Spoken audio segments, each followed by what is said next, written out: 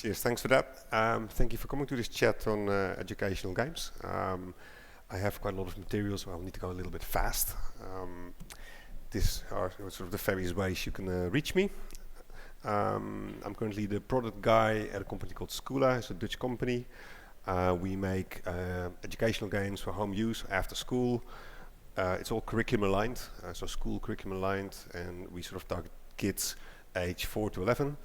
For those of you who do not have children yourself, a 4-year-old is about a meter, 11-year-old is about 1.5 meters. Sort of the first part of my talk will be an overview of the market, how all the stuff that I encountered in the past 6 months, and then the second part of the talk do a bit of a deep dive in some of the game design and marketing challenges we see. Right, this is not a talk about Schoola, but for those who don't know the company, there's one slide here. It's a subscription-based online learning platform for primary school students. The majority is quiz-based. We have a coin and points metagame, and we ship real goodies as rewards to players, so actually through the letterbox. We currently have slightly over 80,000 paying players in the Netherlands. And they pay a subscription up to 89 euros a year.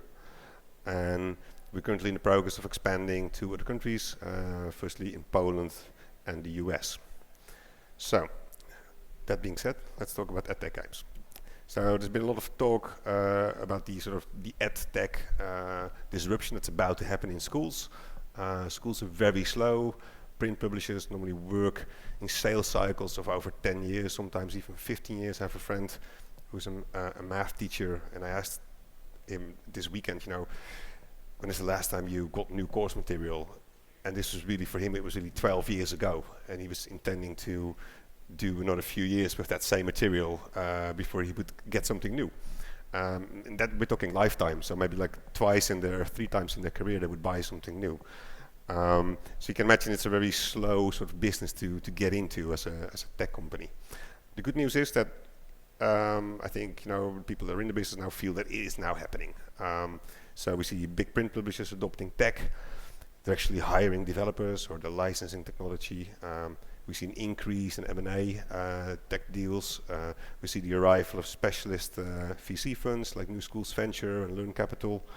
And we see the big guys, Apple and Google, also trying to zoom into the school system, trying to sell tablets, Chromebooks, etc., and also software. The tools that teachers are using themselves, like learning management systems for tracking students and planning lessons, are becoming more sophisticated and more commonplace. And finally, more and more teachers are using games in the classroom, which is of course a good thing for us. As a conclusion, you could say that there's now sort of a growing understanding with teachers and parents. Technology is okay, and maybe games are okay too. Right. So, that given, how do you decide, what kind of product you're going to make? And I'm assuming that you have some interest in either entering this space, or you are already in this space. Who is involved in education or educational games in this group? That's the majority, I would say. So you probably know more than me. The way I see sort of the landscape is sort of top right. There are the companies that are operating on a subscription model, and they have 1 or 2 core subjects that they specialize in, mostly math or language. Then moving to the left, you get companies that sort of broaden that offering, and they include the full curriculum. So that includes maybe a foreign language, things like history, etc. And Schoola is one of those companies here in the Netherlands. In the US, for example, there are companies like BrainPop and ABC Mouse that kind of have been around for a fairly long time. And a lot of these companies started out on the web and are now also moving into the App Store. Bottom left, some companies and products that focus on sales, either in-app or app sales, and don't rely on a subscription model. It's not very busy in that corner. I think it's a hard thing to do, to cover the full curriculum and to rely completely on the App Store. And then bottom right, this is a very busy corner. Here are, for example, the dedicated math and language apps. And there's also other companies, for example, like DuckDuckMoose, that do a lot of sort of light educational content, but also have a math app. This is a very busy, crowded corner. If you look at the App Store, I think if you've been in this room for more sessions than you've heard this before, many challenges. The competition is manic. Subscription model, almost impossible. Low price points, and it's hard to sort of cross-promote between all these individual products. And then on top of that, there's the issue of parent consent, parental gates, that make it even harder to sort of go from one app to the other. That said, if you sort of focus on a subscription model, that's not easy either, because then you go into becoming a full e-commerce company. That means that you need to build a web shop, and you need to build a pretty good web shop and run A/B tests on that shop to make sure that people actually go through that funnel. You need to support all the payment systems, and there's all the stuff that in the App Store is already taken care of. You have to do yourself. And because you have a subscription model, you're going to have customer support, because paying members will complain. Even though your product might be fantastic, they will call you and they will expect to be able to talk to someone.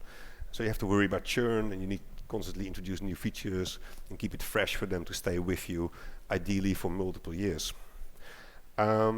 So looking at the situation now, I think the market's kind of stuck between these two models.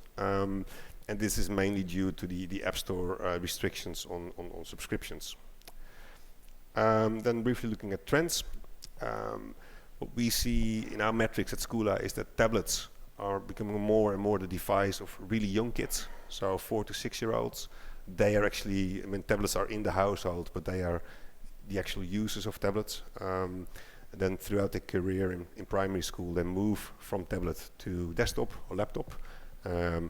More sort of a homework setup. They might have a desktop to do their homework, and then they start to use, in our case, Schoola, through that device. And in the final year or final 2 years, they have phones. Don't know about all the countries in the world, but definitely in the Netherlands and also in the US, 11-year-olds now, pretty much all of them have a mobile phone and expect to access your product through that device. Parents, for us, also use their phone to interact with the product, meaning that they expect to be able to get progress reports and things like that through their phone, emails of course, but also we now see that the majority of people sign up with their phone. We see an increasing complexity in back-end tech, things like personalization, localization, multiplayer features, detailed progress reporting on children. You need a fairly good back-end team to support all of that. Who knows what efficacy means? 10 points for you.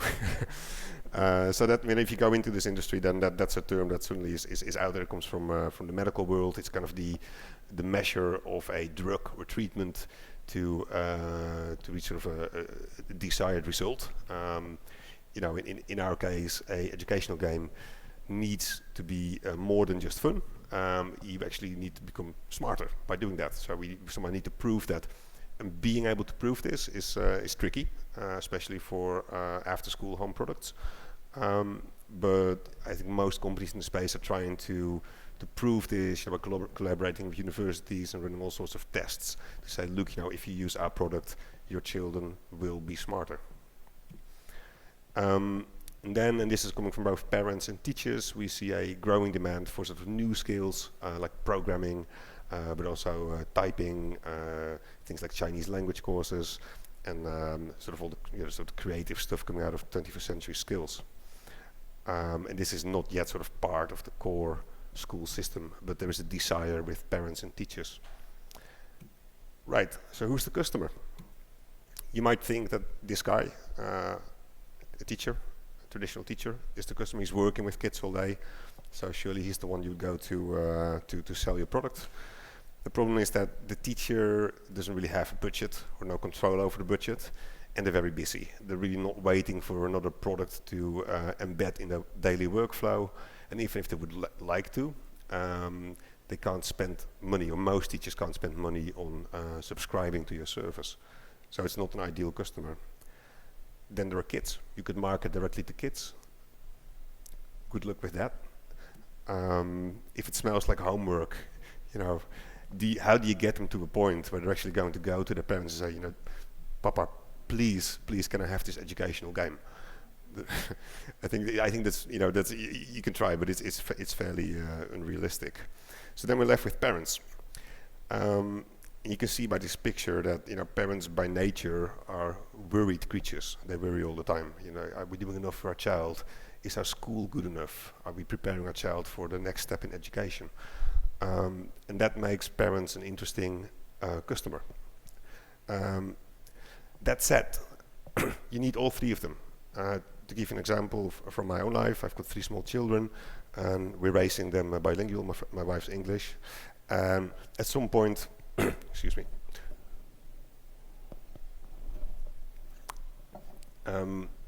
We got some advice from the teacher to watch Sesame Street to improve Dutch language skills.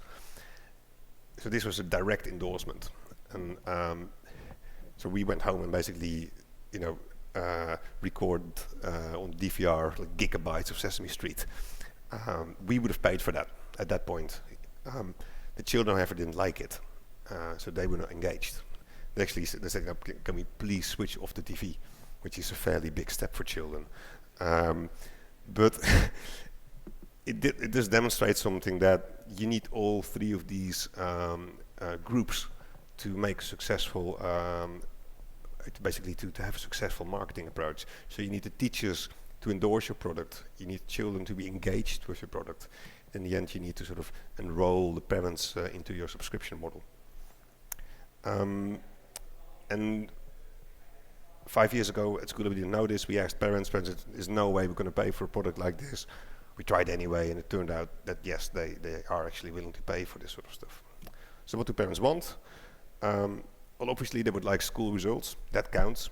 But more importantly, they want to see frequent use. They want to see the child playing your game, if possible, every day for multiple years. So what they are asking is, you know, make us a product that is as engaging as Minecraft, and make sure that, you know, our kid is in this product every day for 20 minutes. And if you can do that, we're willing to pay. Money is not the issue. So frequency of use, we now know is directly equal to perceived value. So pretty easy. We now know what to do. We need to make a really good and effective game and sell it to parents around the world. How hard can it be? At this point, you might be wondering, why am I looking at some bears? Bears are the Dutch version of roadblocks, and a bit cuter to look at. So I'm going to go over a few bears on the road you'll encounter trying to be successful in this space. First off, game design. This is a really tricky one. So now, okay, you want to go into this market, and you need to pick sort of the nature of your product. What are you going to do? So you can say, like, we're going to go for sort of a knowledge approach, now a hard knowledge game, and we have stuff like that. And this is like a really tricky quiz. If you do it wrong, you know, you fail. If you do it right, hooray! Surely this cannot be entertaining, right? So hard knowledge is boring. This is the perception. On the other side, there's really fun stuff like this game or this game, very engaging, but surely you can't learn anything from this. So a common solution is to look at these 2 sort of areas and say, like, how about we mix them together, the mixed solution? And I guess this is kind of the most common approach to solving the educational game problem. Make something that is worthwhile, educational, but is also a lot of fun. At school, we're guilty of this. This is an example of a game where you need to know the right answer, but you also need to hit the right answer. So we're mixing that up. And we see that this works for kids. Barrier to entry is a lot lower. It's less scary. It doesn't feel like homework straight away. And the variation in question types does work. However, it can lead to stress for some children to combine these models. Then there's learning by doing. This is already covered in one of the previous examples, something like Scratch. Really cool, but it's not obvious how you can apply this to all the subjects in the curriculum. And it's also very time consuming to make this. You know, if you want to go wide, it's a lot of work. Then user generated content. There's a reason for Microsoft to have bought Minecraft. You know, this is a road into sort of the hearts of parents. You know, Minecraft is the digital Lego, and it has this sort of aura of being an educational product. And there's a lot of stuff you can do with it, and teachers are doing things with it, and it is on a certain level educational. But how do you do things like grammar and sort of hard math? You know, it is questionable if you can do all of that through user-generated content. So the challenge is then to sort of take these knowledge-based games and move them towards the right. How do you do that? Well, a common approach is to sort of gamify it, add XP and levels and achievements. And we know this can work, but you have to go beyond superficial. You know, for example, you need to offer some real benefits for leveling up. Something that we're currently looking at and believe in are board games. This is Ludo. In Dutch we call it Mens erger je niet. Anyone know how old this game is? 600 years, from India. I'm wondering if anyone, you know, any game on the floor here will be played 600 years from now in 2600. This game works for kids, and it works because they are interacting with each other and with their parents. So the social interaction is key. And we can see this working as well on the web with games like Wordfeud. On the web, it's hard because then you need open chat to make it really fun, and that's almost impossible with children. So the question is, where is sort of the digital family board game like Ludo that ties these families together? Yeah, we believe there are chances there. Completely different problem. Can we apply the core loop? We like loops in games. We've seen a few today. A really straightforward one. You know, you shoot some people. You take some of the money. You invest that in a better gun so you can shoot more people, etc. How do you apply that with educational games? So you answer a question, maybe you get some points, and then what? How do you upgrade someone's brain? This is quite tricky. So what we see are games that have this reward or this investment or this build phase outside the game. So you get access to some mini games, or you get some sort of reward. So tying this into the core loop is actually quite tricky because the player and their brain are such a sort of a fundamental part of that core loop. Marketing. You know, you need to convince parents it's a really good plan to sign up and pay you maybe 10 euros a month. They're already paying for Netflix, Spotify, all the clubs that the children are going to, and are you asking them to add your game on top of that? What we do, I'm just going to show you a few slides of what we do at School to make that happen. So we partner up with content partners to create sort of a sense of trust and to get good quality content. We do TV commercials, we have a board game you can buy in the toy shops. We have all sorts of events with kids in the classroom. We have a very active customer support team doing direct mail. We go to trade shows, and once a year we make a big box with also the goodies and free accounts, and we send them to almost all the schools in the Netherlands. So just to illustrate that, you know, a good game is not enough. You need, you know, a big effort on the marketing side. And then the final bear, global. It's a slightly different one, but not necessarily cuter. There are loads of differences between educational systems. In the Netherlands, we have many different state schools. So Montessori is a state system here. In the UK, you wouldn't see that. We have a very strong, high-stakes test culture. If you do this test at the end of primary school, that in a way kind of determines the rest of your life. If you look at the US, there are things like COPPA, which is you know, that's been discussed today. It's a really big issue, and that's the role of parent-teacher organizations, and this complete change in the way people are doing math with Common Core. The parents are no longer understanding what the children are learning. Looking at the EU, they're really actively involved in putting all sorts of restrictions on what you can do with the data belonging to the children, for example. And then something that I find really interesting in the UK now, from this school year in August, all the schools are hiring ICT/programming teachers, because they're building up now sort of a nation of developers, of programmers. Everyone there needs to learn how to code. In the Netherlands, that's not happening. In the US, that's not happening yet. So we're getting an army of developers from the UK in a while. So this is quite a scary thought. But so there were big differences. And then, you know, a final extreme example: Korea, hyper-competitive. Parents are really used to spending hundreds, thousands of euros or dollars on their children after-school education. If you have success in your own country and then decide to go to the next country, remember that you will have to create your content from scratch. For us, for Schooler, this means almost 30,000 learning items like questions, videos, etc. need to be created from scratch. So this is not just localization. You know, language is different in every country. History in the US is very different from history in China. So this makes it very hard to roll out in a scalable way to all these countries. And I think that's one of the reasons why you don't see a lot of product that is successful beyond their own language. So, concluding, is it worth it? If you're a designer, I think definitely yes. I mean, there's a lot of ground to cover and, you know, some real contributions to be made. If you're sort of the optimistic entrepreneurial type, many have tried, most have failed. So, where are you waiting for? And either way, you know, if you do it, I think there are bonus points. You know, there's a chance to use your skills and to contribute in a very positive way towards the world. And that concludes the talk.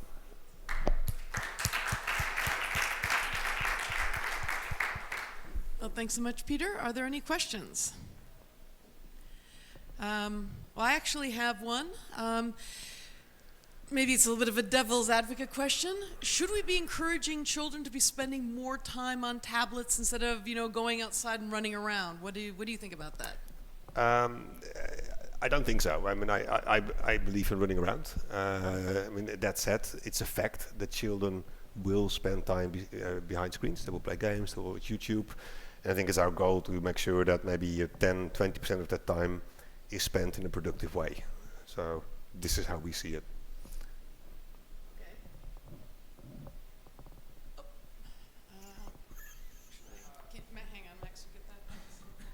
Hi, many thanks for your presentation. It was very, very good. I would like to ask you, maybe I did not understood well, you want to be worldwide or not?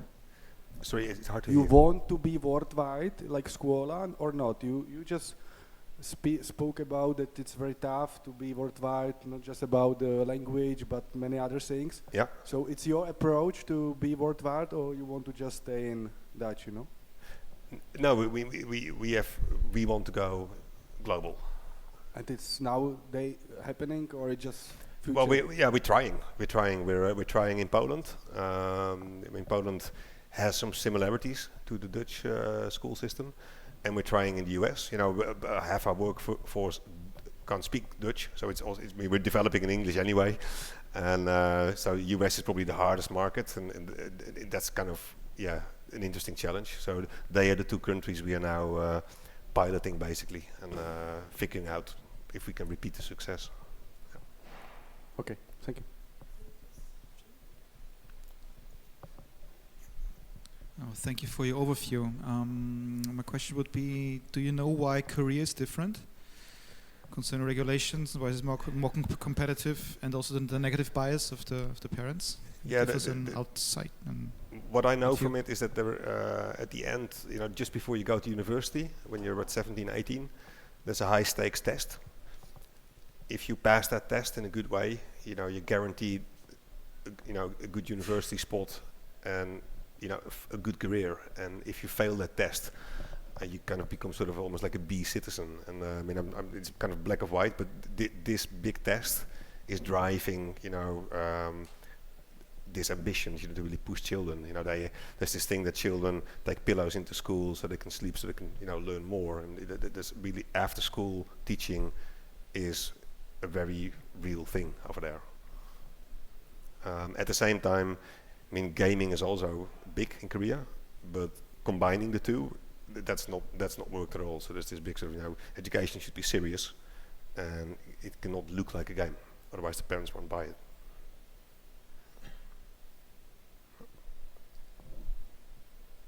Are there any other questions?